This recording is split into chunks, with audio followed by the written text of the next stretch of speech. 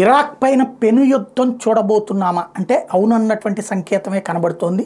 ఏదైతే రాబోయేటటువంటి రోజుల్లో జరగబోయేటటువంటి పరిణామాలకు సంబంధించినటువంటిది ఇరాక్ నుంచి వరుసబెట్టి అమెరికా స్థావరాల మీద దాడులు చేస్తున్నటువంటి నేపథ్యంలో తీవ్ర ప్రతిఘటన తప్పదని America హెచ్చరిస్తోంది.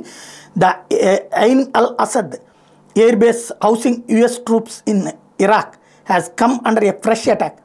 Resistance forces in Iraq have launched a drone attack on Al-Assad Air Base. The US-occupied Ain al-Assad Air Base is located in Iraq's western province of Anbar. This is the second attack by resistance fighters on a US-run air base in 3 days. On January 22nd, the US vowed to take revenge after a ballistic missile attack on its base. However, even before the US could conduct its revenge strike, a fresh attack happened. ఇది మొన్ననే first trip 22వ తారీఖున దాడి చేస్తే దానికి ప్రతీకార దాడి చేసింది.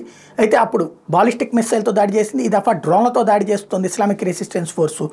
రేపో మాపో ఆ దాడి తీవ్రం అయినటువంటి నేపథ్యంలో అంటే వీళ్ళు దాడి చేసే నేపథ్యంలో రేపో మాపో అమెరికా భారీ అటాక్కి పాల్పడిన ఆశ్చర్యపోనక్కర్లేదు.